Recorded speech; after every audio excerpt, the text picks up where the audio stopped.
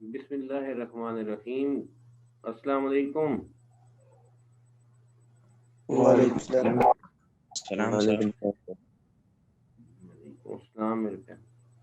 अच्छा, आज हम स्टार्ट करते हैं। एक्सरसाइज करनी थी हमने। आज कोशिश करेंगे इस चैप्टर से जान छुड़ा लें, फिर ताकि बस पीछे जो शार्ट से 2 चैप्टर्स हैं वो 3-3 4-4 दिन में ख़त्म हो सकते हैं, वो इंशाल्लाह हम करेंगे। देखें, शार्ट क्वेश्चंस में सबसे पहले शार्ट क्वेश्चन ये आ गया हमारे पास। पहुंच गया? सारे सामने नजर आ रहा है सबको? Yes sir. हाँ जी, ये क्वेश्चन नंबर 1 भी है।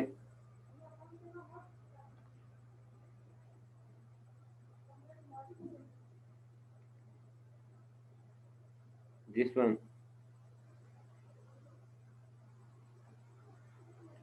make list of similarities and differences between motor effect and electromagnetic induction effect in a moving wire।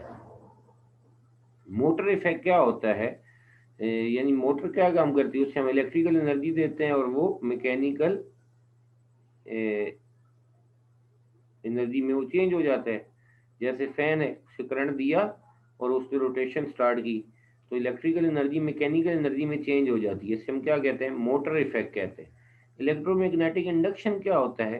Electromagnetic induction में आप इसके उलट करते हैं। इसके उलट आप लोग क्या करते हैं कि हमारे पास मैकेनिकल एनर्जी देते हैं मैग्नेट को या कॉइल को, और उसके अंदर फ्लक्स चेंज होकर उसमें ईएमएफ पैदा होती है। ठीक हो गया? तो इन दोनों को हमने बताना है कि क्या है। ठीक, मोटर इफेक्ट क्या है जी? It converts electrical energy into mechanical energy. अभी बता दिया आप लोगों को। इसमें इनपुट क्या होता है? इलेक्ट्रिक सोर्स से होता है, यानी करंट होता है। और इसमें आउटपुट क्या होता है? मोटर की रोटेशन होती है, यानी बॉडी की रोटेशन होती है। और उसमें क्या होता है? अगर वो करंट के निकायल है तो उस पर क्या अप्लाई होता है? टार्क अप्लाई होता है। और टार्क का क्या फार्मूला है? नाब काज ऑफ एल्फा। ये एक आ गया, मोटर इफेक्ट आ गया। इलेक्ट्रोमैग्नेटिक इंडक्शन में क्या होता है? उसमें मैकेनिकल एनर्जी चेंज हो जाती है, किसमें? इलेक्ट्रिकल एनर्जी में। इसमें इनपुट क्या होता है? हमने अपनी कॉइल को अपने हाथों से रोटेट करना है, टरबाइन की मदद से रोटेट करना है, इंजन की मदद से रोटेट करना है, तो इसमें मैकेनिकल सोर्स हमारे पास इनपुट है। In electromagnetic induction, electrical output is used to operate the load. Electrical output to operate some load. Electrical output से क्या मुराद मिलता है? करंट मिलते हैं हमें, जो हमारे पास रेजिस्टेंस है, ये हमारे घर की चीज़ों को चलाता है। बल्ब कुछ लाएगा, फैन कुछ लाएगा, वगैरह वगैरह। इसका बेसिक प्रिंसिपल मोटर का था टार्क। करंट देने से टार्क अप्लाई होगा, बॉडी रोटेट करेगी। और इसका बेसिक प्रिंसिपल किस में लाई करता है? Faraday's law of electromagnetic induction, E is equal to minus N delta phi over delta T पर। सिमिलैरिटीज क्या है? Both of these phenomena are used for energy conversion from one form to another form। ठीक हो गया? दोनों energy को एक form से दूसरी फॉर्म में चेंज करते हैं, एक इलेक्ट्रिकल से मैकेनिकल में, दूसरा मैकेनिकल से इलेक्ट्रिकल में। Both of them require some magnetic field. दोनों में हमें मैग्नेटिक फील्ड चाहिए। ठीक है, यहाँ पर ये B stand for magnetic field, और यहाँ पर मैग्नेटिक फ्लक्स जो होता है इसमें चेंज, यहाँ पर वही हमारे पास मैग्नेटिक फील्ड इन्वॉल्व हो रही है। ठीक हो गया जी? किसी का सवाल हो इसके बारे में? Anyone have a question? No sir. जी नो सर। चले जी, ये पहला सवाल इंक्लूडेड है आपके इसमें।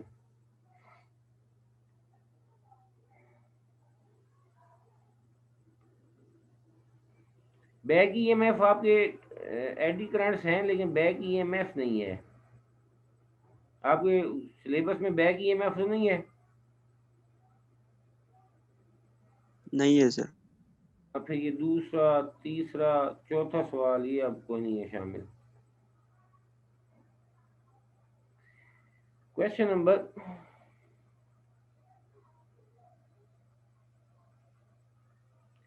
5 पे आ जाएं।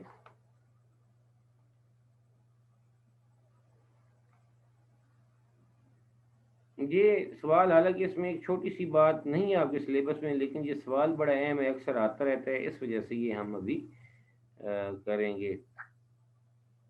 या बल्कि ये नहीं, ये यूनिट वाले ने explain from E is equal to minus delta five divided by, is possible to say E is equal to minus L। चलें कर लेते हैं।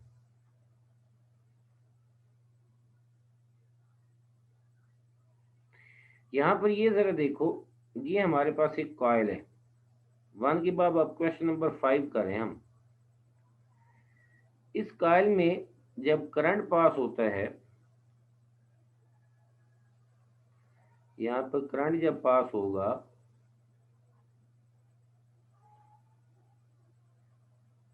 तो करंट पास होने से इसके अंदर क्या पैदा होती है, मैग्नेटिक फील्ड पैदा होती है। मैग्नेटिक फील्ड ऐसे इसके अंदर से पास होगी। तो अब जरा ये बताओ, अगर मैं करंट की तादाद कम हो जाए, करंट की अमाउंट कम हो जाए, तो फिर उसके अंदर मैग्नेटिक फील्ड उतनी रहेगी या कम हो जाएगी? बोलें। वीक होगी सर। और अगर करंट ज्यादा मैं कर दूंगा तो उसके अंदर से जो मैग्नेटिक फील्ड लाइंस पास हो रही होंगी उनकी तादाद ज्यादा होगी। ज्यादा हो जाएगी। यानी यहाँ पर जो मैग्नेटिक फ्लक्स है वो number of line passing through this coil, इस कॉइल का मैग्नेटिक फ्लक्स वो डायरेक्टली प्रोपोर्शनल है करंट के। क्लियर होगी बात? तो जब मैं प्रोपोर्शनैलिटी साइन को इक्वल में चेंज करता हूँ तो यहाँ पर L एक कांस्टेंट ऑफ प्रोपोर्शनैलिटी आ जाता है, जिसे हम सेल्फ इंडक्टेंस कहते हैं। ठीक है, इसे हम क्या कहते हैं? L is constant of proportionality, और इसे हम क्या कहते हैं? सेल्फ इंडक्टेंस कहते हैं। ठीक है, ये अब आप लोगों को बात उम्मीद है समझ आ गई होगी। अब मैं जरा अगली बात करता हूँ, वो क्या है? फैराडेज लॉ जो है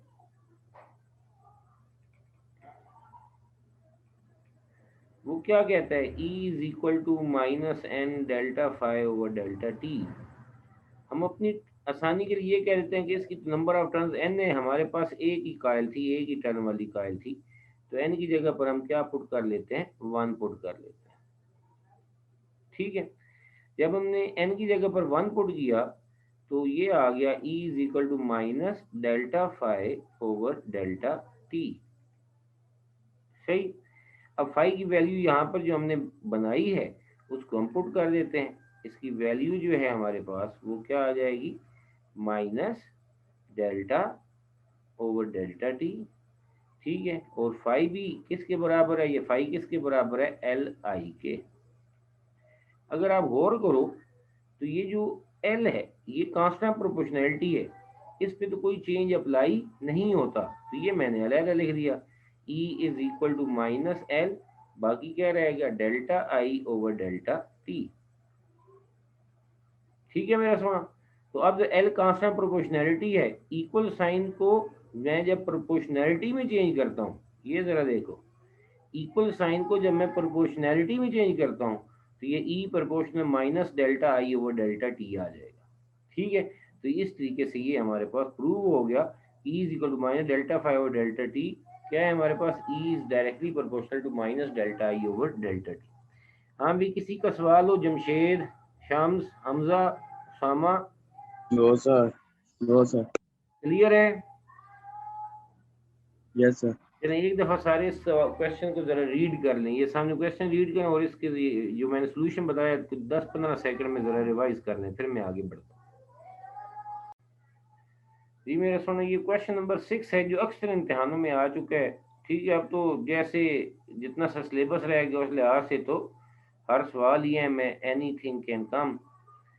तो show that the relation E is equal to minus delta five delta T is dimensionally correct.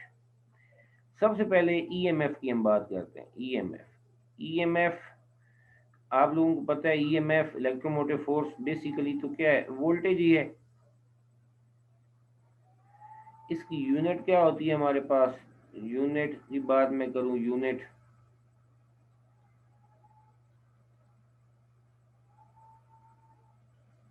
इसकी यूनिट जो होती है वो होती है वोल्ट। ठीक है, लेकिन आप लोगों को पहले तो वोल्टेज का पता होना चाहिए ना। वोल्टेज क्या होता है? ये work done per unit charge होता है। ईएमएफ में work done by the unit charge हो जाता है, तो यहाँ पर यूनिट वोल्ट है। वर्क की यूनिट क्या है? जाउल। चार्ज की यूनिट क्या है? कूलम। तो ये जाउल पर कूलम। तो वो जो वोल्ट है वो बेसिकली जाउल पर कूलम के बराबर है। आपको पता होगा कि जाउल जो है ये किसको रिप्रेजेंट कर रहा है? It is representing work. Work जो है that is F D cos theta. Work की यूनिट जो है वो हमारे पास क्या है? जाउल। फोर्स की न्यूटन, डिस्प्लेसमेंट की मीटर। तो जहां पर जाउल है वहां पर मैं लिख देता हूं, क्या लिख देता हूं? न्यूटन मीटर लिख देता हूं। आगे पर कूलम, कूलम के लिए हमारे पास ये फार्मूला है, Q is equal to I T. Current का फार्मूला है ना, I is equal to Q over T. तो Q is equal to I T. Charge की यूनिट है कूलम, करंट की यूनिट एम्पेयर, टाइम की यूनिट सेकेंड। तो ये ए सी माइनस वन है तो ये क्या हो जाएगा? A minus one S minus one. ठीक हो गया जी। तो ये हमारे पास फिर न्यूटन को अगर हम लिखना चाहें तो न्यूटन आप लोग सारे ही आप लोग जानते होंगे, किलोग्राम। ये जाउल जो है उसकी बेस यूनिट क्या होती है? किलोग्राम मीटर स्क्वायर पर सेकंड स्क्वायर।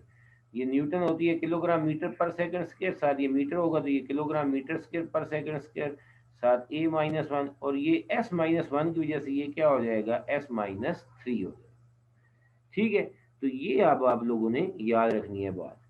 तो क्या आ जाता है हमारे पास? ईएमएफ जो है इसकी यूनिट क्या बन जाती है? Base unit kilogram metre square S minus three पर second cube A minus one. तो अगर मैं इसकी डायमेंशन लिखनी है तो वो क्या डायमेंशन आ जाएगी? किलोग्राम मैस है, मीटर लेंथ है, सेकंड टाइम है माइनस थ्री, और एम्पेयर इज द करंट, और इसकी डायमेंशन यही होती है A minus one. This is EMF dimension. ठीक है, अब हमने राइट हैंड साइड पर ये भी साबित करना है कि delta five over delta T जो है इसकी डायमेंशन भी यही है, यही डायमेंशन है ये जो हमारे पास ईएमएफ की है।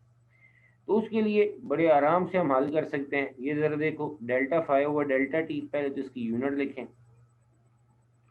फ्लक्स की यूनिट होती है वेबर, टाइम की सेकेंड।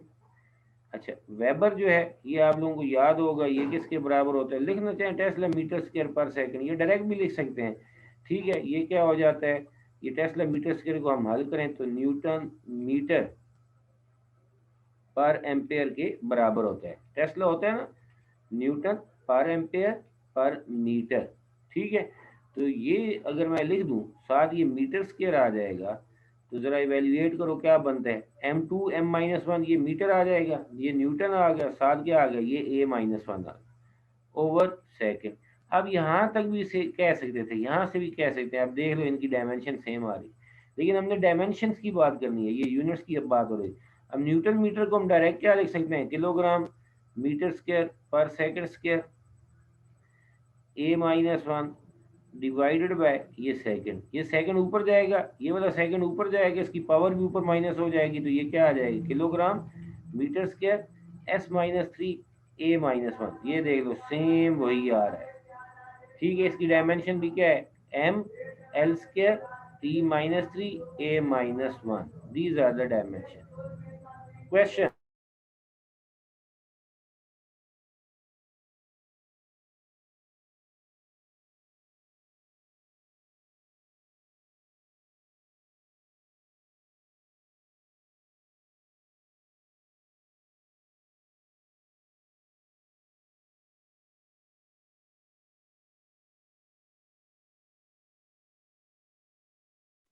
No sir.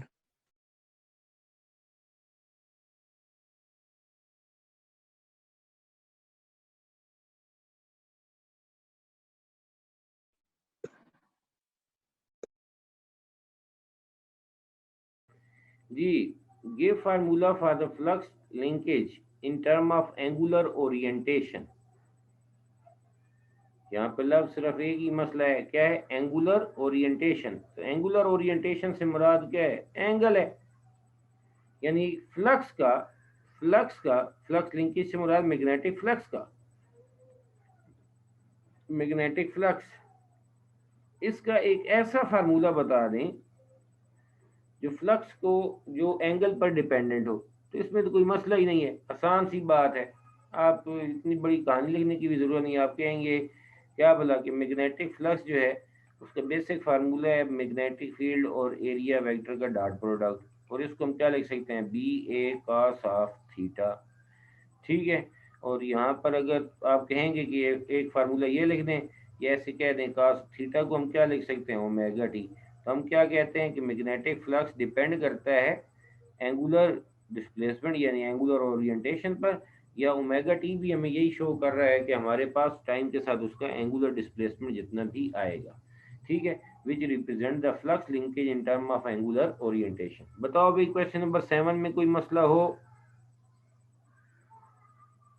सर हाँ, नहीं सर। ये जो नंबर ऑफ टर्न्स वाली बात है इसको इग्नोर करके सीधा सही आप क्या कर दें, सिर्फ इतना सही लिख दें, यहाँ से सेंस ऑफ फ्लक्स टू यानी यहाँ से स्टार्ट करने आसान हो जाएगा। और बाकी तो अगर एक टर्न के लिए कर रहे हैं तो B A cos of theta, और अगर ज्यादा टर्न के लिए गए तो N B A cos of theta के लिखेंगे, वो तो कोई मसला नहीं है। चेंज करना चाहें तो करें, ना करना चाहें ना करें, आपकी मर्जी है। ठीक है जी, क्वेश्चन नंबर हो गया हमारे पास 7 भी। अब हम आगे बढ़ते हैं।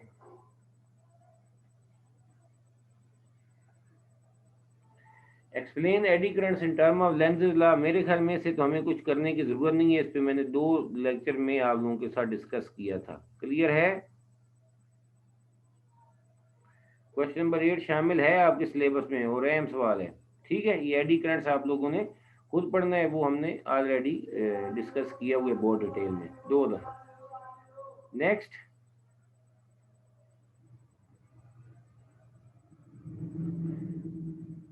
Question number 9, explain electromagnetic brake working of the electromagnetic brakes, explain.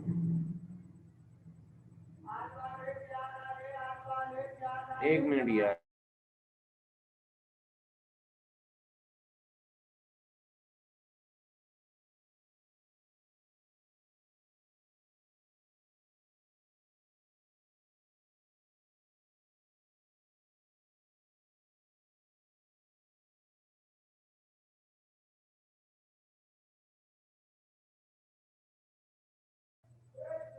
जी मेरा सोना देखें जरा। इलेक्ट्रोमैग्नेटिक ब्रेक्स जो है ये हमारे पास 2 चीज़ों को इस्तेमाल करती हैं, एक फैराडेज लॉ को और फिर लेंजेस लॉ को। लेंजेस लॉ में हमारे पास आगे जब हम इस्तेमाल करने जाते हैं तो यही जो ऊपर हमने अभी रेडी करंट्स पढ़े हैं उन्हीं को ये इस्तेमाल करते हैं। अब ज़रा ये देखें यहाँ पर ये क्या नज़र आ रहा है, ये लफ्ज़ देखें, ये क्या है, इलेक्ट्रोमैग्नेट। तो ये इलेक्ट्रोमैग्नेट है हमारे पास, ये उसके ऊपर अगर आप गौर करोगे, मैं थोड़ा सा मैग्नीफाई कर दूँ अगर, एक मिनट है,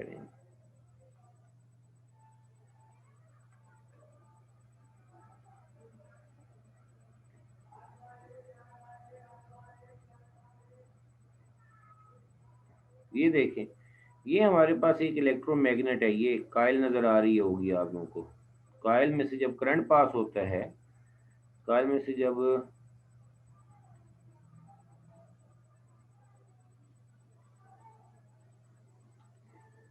कायल में से जब करंट पास होता है तो उस वक्त इसके अंदर करंट पास होने से मैग्नेटिक फील्ड पैदा होती है, जिन्हें हम क्या कहते हैं, इलेक्ट्रोमैग्नेट कहते हैं।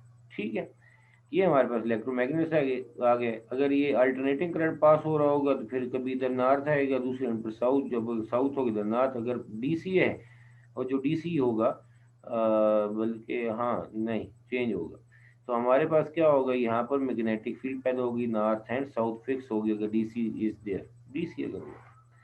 अब इसके बाद क्या, ये टायर के अंदर ये हमारे पास ये टायर की डिस्क है।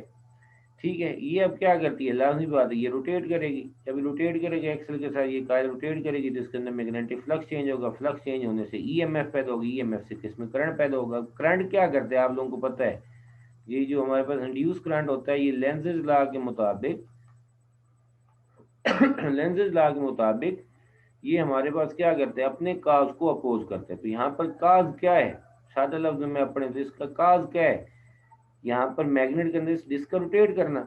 अगर ये डिस्क रोटेट नहीं करेगी तो हमारे पास यहाँ पर करंट भी इंड्यूस नहीं होगा, वो मैग्नेटिक फील्ड को कट नहीं करेगी।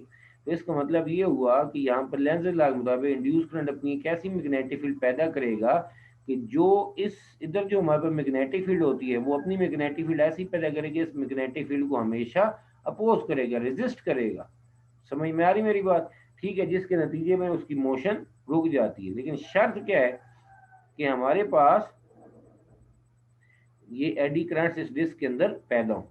अब हम जरा देखते हैं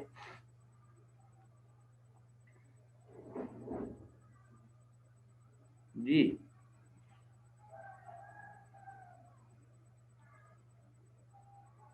कहाँ पर हैं हम? यहाँ पर। Electromagnetic means braking means to apply the brake by using electric and magnetic powers. These are also called the eddy currents brakes. ठीक है। For working of electromagnetic brake current is passed in the electromagnet. ये जो ऊपर electromagnet है इसमें current pass किया जाता है। That produces its magnetic field, जो अपनी यहाँ पर magnetic field पैदा करेगा।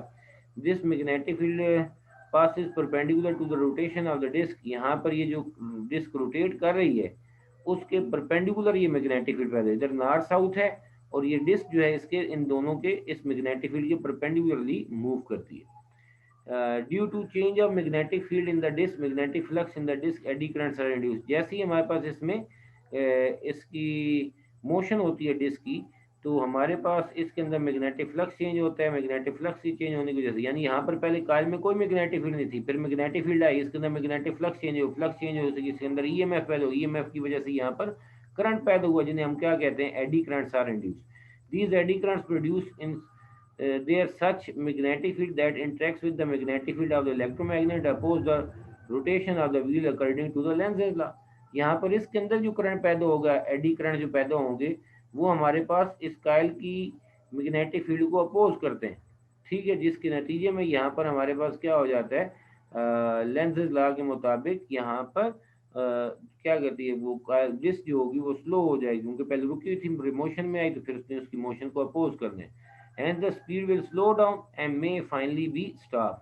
So this is frictionless braking system। वैसे तो हम लोग जो ब्रेक क्या होता है, ब्रेक शू होता है, वो डिस्क के साथ जाके चिपकता है, फ्रिक्शन पैदा होती है और वो बॉडी को स्लो करता है। तो यहाँ पर फ्रिक्शन पैदा किए बगैर, किसी चीज को डिस्क के साथ घसीटे बगैर हमारे पास क्या हो जाती है, उसको आसानी से रोका जा सकता है ब्रेक डिस्क को। ठीक है जी। हाँ भाई, एनी क्वेश्चन पूछो। लड़कों जाग रहे हो? सवाल? No sir. सर क्लियर है। चलें जी, ये हो गया जी। हाँ जी, ये बड़ा अहम सवाल है भाई, मेरे ख्याल में may be the last one. नहीं, एक और भी है।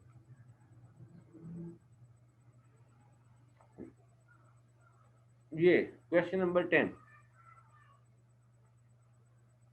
A bar magnet is dropped inside a long vertical tube. If it is metal, it is made of the metal, the magnet quickly approaches the terminal speed. But if the tube is made of cardboard, the magnet falls with the constant acceleration. Explain with the why the fall different in the metal tube than it does in the cardboard tube। हमारे पास दो tubes हैं, एक है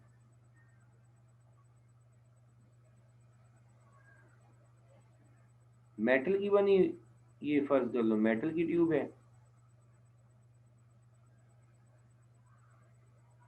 और ये cardboard की है, plastic समझ लो चलो आसानी के लिए।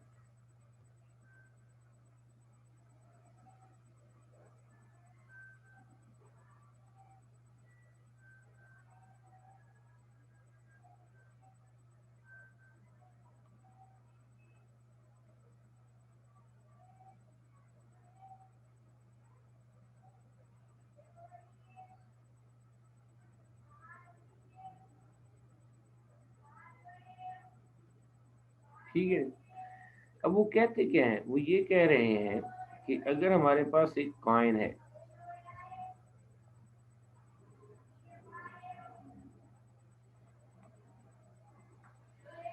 अगर वो कॉइन हम मेटल में ड्रॉप करें और प्लास्टिक वाले या कार्डबोर्ड वाले में ड्रॉप करें,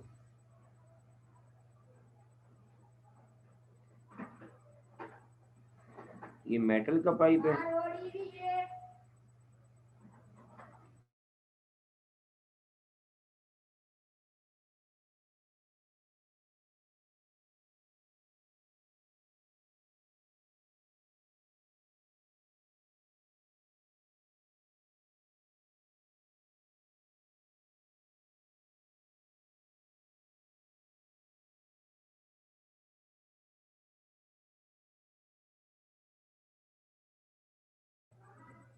मेटल वाले पाइप में जब ये हमारे पास कॉइन गिरता है तो ये कॉइन जो है, coin, it attains terminal velocity, uniform velocity, acceleration zero. लेकिन अगर वो इसके अंदर से गिरता है, किसके अंदर से, प्लास्टिक पाइप के अंदर से गिरता है, तो हमारे पास यूनिफॉर्म वेलोसिटी अटेन नहीं करता, it has a constant acceleration, यानी इसमें वेलोसिटी चेंज होती रहती है और एक्सेलरेशन इसका क्या होता है, कांस्टेंट होता है, एक कांस्टेंट। अगर मसलन एयर फ्रिक्शन नहीं है तो हमारे पास ये जी के बराबर होगा, ग्रेविटेशनल एक्सेलरेशन के बराबर, if there is no friction. हाँ भी सवाल समझ में आ गया? जी जी सर। सर। अब इसकी वजह क्या है, जल्दी से कोई बोल दो, शाबाश। एक में मैग्नेटिक फील्ड प्रोड्यूस हो रहा है, दूसरे में नहीं हो रहा है।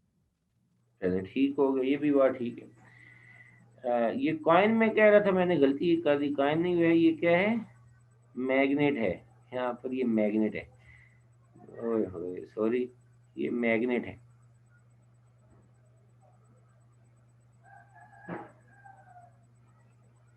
ये मैग्नेट गिर रहा है। इसको मैं क्या करूं, एक मिनट।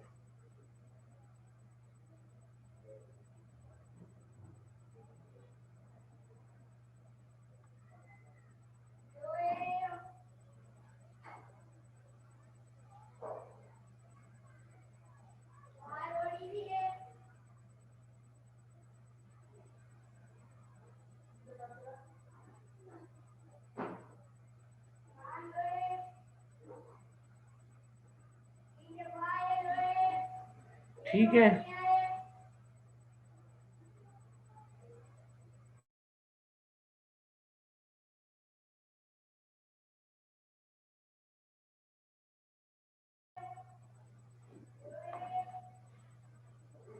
हाँ जी।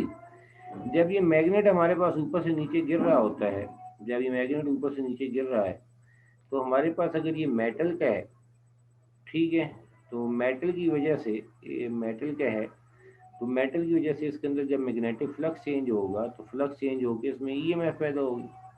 जब ये नीचे गिर रहा है तो ये प्लास्टिक है, तब भी इसके अंदर मैग्नेटिक फ्लक्स चेंज होगा और ईएमएफ पैदा होगी, दोनों में ईएमएफ पैदा होगी, दोनों में मैग्नेटिक फ्लक्स चेंज होगा। ठीक है, दोनों में मैग्नेटिक फ्लक्स चेंज होगा, दोनों में ईएमएफ पैदा होगी।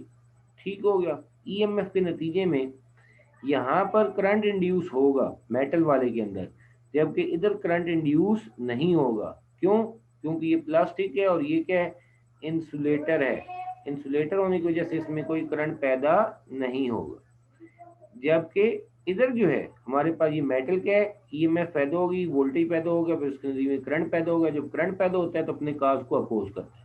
बस ये मैग्नेट ऊपर से नीचे गिर रहा है, तो यहाँ पर जैसे ही करंट इंड्यूस होगा तो इधर वो नॉर्थ पैदा कर लेगा, नॉर्थ नॉर्थ को अपोज करेगा, जिसकी वजह से ये हमारे पास आगे इसको अपोजिशन जब मिलेगी तो इसकी स्पीड क्या हो जाएगी, कम हो जाएगी, एक्सेलरेशन कम हो जाएगा। फिर जैसे ही नीचे गिरता रहता है तो हमारे पास इसको आगे से उतनी ही अपोजिशन मिलती है जितनी से ये, जितने ग्रेविटेशनल फोर्स से ये नीचे गिर रहा होता है, जिसके नतीजे में नेट फोर्स जीरो हो जाएगी, एक्सेलरेशन भी जीरो हो जाएगा और बॉडी मूव करेगा with the uniform terminal velocity. तो यहाँ पर वो इस वजह से यूनिफॉर्म वेलोसिटी अटेन कर लेते हैं। जबकि इस केस में ईएमएफ तो पैदा होगी लेकिन करंट पैदा नहीं होगा, क्योंकि ये हमारे पास क्या है, इंसुलेटर है। जब इंसुलेटर है तो इसमें करंट नहीं पैदा हुआ, करंट नहीं पैदा हुआ तो हमारे पास आगे से कोई अपोजिशन नहीं होगी, it will be falling under the action of gravity and it may have the constant gravitational acceleration. बस बोलो भाई, किसी का सवाल है तो बोलें, जल्दी से बोलो। वेरी इंपॉर्टेंट क्वेश्चन, अक्सर ऑब्जेक्टिव में भी आता है। हाँ जी, क्लियर है? जी सर। चलें जी, आगे बढ़ते हैं। साथ साथ नोट भी कर रहे होंगे, उम्मीद है कि कौन सा सवाल करना है कौन सा नहीं करना। Next,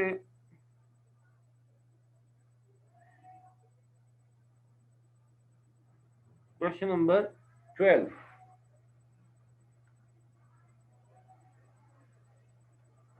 Analyze the information to explain how induction is used in cooktops in electric ranges. Electric के रेंजेस जो होते हैं कुकिंग के लिए जो इस्तेमाल होते हैं घरों में, एक तो गैस वाला चूल्हा है ना, गैस वाले चूल्हे की बात नहीं कर रहे, बिजली वाले चूल्हे की हम बात करें एक तरह से।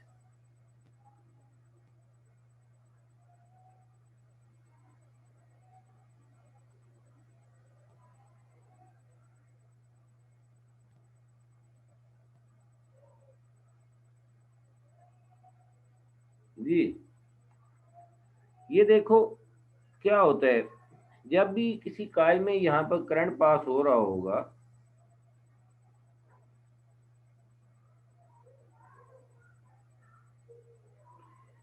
ये हमारे पास क्या होता है बेसिकली, ये एक प्लेट है, सिरामिक सरफेस है, ये सिरामिक सरफेस हो गई। इसके ऊपर ही हमने अपना वो रखा हुआ है, फ्राई पैन रखा हुआ है, फ्राई पैन रखा हुआ है जो मेटल का होगा, लाजमी बात है। ये जो उसकी सरफेस जहाँ पे कुकिंग होनी है वहाँ पर वो मेटल का है। इसमें ये कायल है नीचे, हीटिंग कायल है। जब अल्टरनेटिंग करंट इसमें पैदा होता है तो यहाँ पर करंट पास होने से दो चीज़ें पैदा होती हैं। एक तो हीट पैदा होती है, ये एक तो हीट दे रहा होता है, ठीक है, और दूसरा यहाँ पर करंट पास होने से ये मैग्नेटिक फील्ड भी पैदा कर रहा होता है, ये बी मैग्नेटिक फील्ड। यानी किसी भी कॉइल में जब करंट पास होता है तो दो चीजें पैदा करती है, एक हीट पैदा करती है, दूसरी मैग्नेटिक फील्ड पैदा करती है, ठीक है। अब इलेक्ट्रिक हीटर की बात हो रही है, हीट से तो डायरेक्ट इसके अंदर जो भी हमने चीजें रखी हुई हैं वो क्या होना शुरू हो जाएंगी, गर्म होना शुरू हो जाएंगी। लेकिन एक और भी यहाँ पर फायदा होता है, वो क्या होता है कि कॉइल में जब करंट पास होता है मैग्नेटिक फील्ड पैदा होती है, तो इसके अंदर से वो मैग्नेटिक फील्ड को चेंज करती है, मैग्नेटिक फील्ड चेंज होती है तो उसके अंदर ईएमएफ पैदा होती है, ईएमएफ के नतीजे में करंट पैदा होता है और एडी करंट्स पैदा होते हैं यहाँ पर, एडी करंट्स।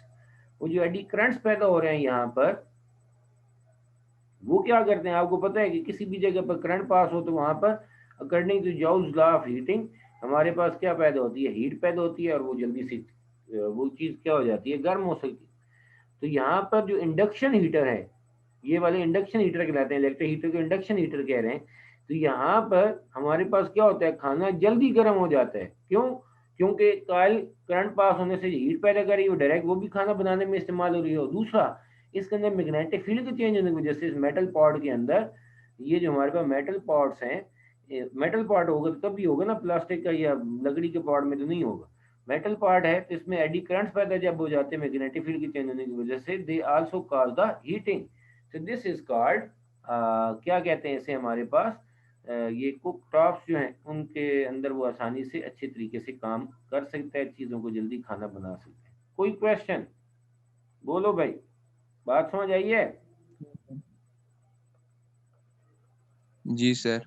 लड़कों समझ आ गई? और आ गई जी है सर। सर। चलें जी। तो यानी यस सर। ये आम हीटर की बात नहीं हो रही, गैस हीटर की, ये इलेक्ट्रिक हीटर की बात हो रही है जो दो तरीके से हीट पैदा करता है। एक तो खुद डायरेक्ट हीटिंग करता है, कार के अंदर करंट पास होने से हीट पैदा होती है, और दूसरा हमारे पास क्या होता है कि इसके कॉइल के अंदर करंट पास होने से मैग्नेटिक फील्ड भी चेंज होती है। मैग्नेटिक फील्ड जो होती है, क्योंकि अल्टरनेटिंग करंट है, मैग्नेटिक फील्ड कंटिन्यूसली चेंज होती रहेगी। जो ऊपर अगर मेटल का पार्ट पड़ा हुआ है उसके, तो उसके अंदर फ्लक्स चेंज करके करंट भी पैदा करते हैं। करंट चेंज करके वो करंट जब उसमें पैदा होता है, एडी करंट जो पैदा होते हैं वो उसके अंदर हीट की वजह बनते हैं। ठीक हो गया। क्वेश्चन नंबर 12 भी आपके सिलेबस में आ गया जी। अब मैं जरा देखूं आगे कोई और तो नहीं है। क्वेश्चन नंबर 13 भी देखें।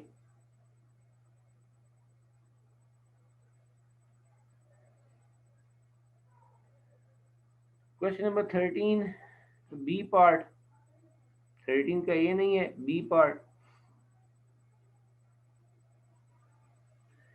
यार मैं ए पार्ट जरा देखो, ए पार्ट चलें, रेडियल मैग्नेटिक फील्ड आप लोगों को पता है कि क्या होती है, जो गैल्वानोमीटर के टॉपिक में मौजूद थे पिछले चैप्टर में, तो उनको पता है कि ऐसे कनकेव शेप पोल्स होते हैं, उसमें मैग्नेटिक फील्ड लाइन नॉर्थ से साउथ को है, फिर नॉर्थ से साउथ, नॉर्थ से साउथ ऐसे, ठीक है। इसके अंदर जब कॉइल रोटेट करती है, इसके अंदर जब कॉइल रोटेट करती है तो कॉइल और मैग्नेटिक फील्ड एक दूसरे के ऐसे क्या रहते हैं, पैरेलल रहते हैं, ठीक है। यानी हर वक्त जो प्लेन ऑफ द कॉइल और मैग्नेटिक फील्ड है वो एक दूसरे के पैरेलल रहते हैं। अल्फा 0 रहता है, अल्फा 0 होगा तो cos 0 किसके बराबर 1 हो जाएगा और टार्क हमारे पास क्या आ जाएगा, मैक्सिमम आ जाएगा। हर वक्त एक ही तरह का कांस्टेंट है। अगर वो एंगल पे डिपेंड कर रहा होता, कभी एंगल कुछ और बन रहा होता, कभी कुछ और बन रहा होता, तो एंगल के चेंज होने से cos की वैल्यू चेंज होनी थी, cos की वैल्यू चेंज होने से टार्क चेंज होना था। लेकिन यहाँ पर हमारे पास क्या होता है, यहाँ पर हमारे पास टार इज इक्वल टू न्याब जो है, यहाँ पर ये वैल्यू सारी फिक्स आ गई, नंबर ऑफ टर्न्स उसकी फिक्स है, करंट जो अगर हम डीसी दे रहे हैं वो फिक्स होगा, एरिया ऑफ द कॉइल भी फिक्स होगा, मैग्नेटिक परमानेंट मैग्नेट है वो भी फिक्स होगी, कोई भी फैक्टर हमारे पास चेंज नहीं होगा। ठीक है, तो रेडियल मैग्नेटिक फील्ड जो है confirms that the plane of the coil rotating within the magnetic field as in DC motor is always parallel to the external magnetic field, जिसकी वजह से वो क्या रहता है, अल्फा 0 रहता है, थीटा हमारे पास 0 रहता है, थीटा 0 रहेगा तो हमारे पास टार्क जो होगा वो एक कांस्टेंट टार्क उस पर अप्लाई होगा। हाँ भाई लड़कों, कोई मसला? No sir.